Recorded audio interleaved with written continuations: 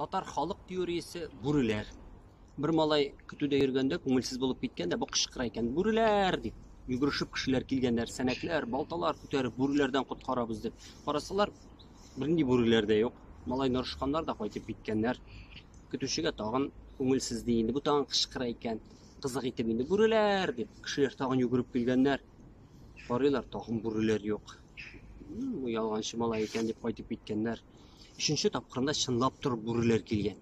Малай кычкыра икән ярылганчы: "Хәзер бүреләр, бүреләр, коткарыгыз!" Бер кеше дә килмәгән. Бүреләр моның сарыкларын ашап бетергәннәр.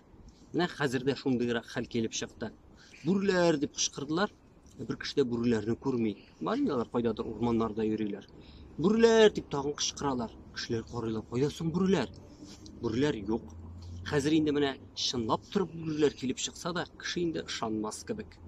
Чөнки тегесе, монысы булмады. Менә бу бүреләр теориясе.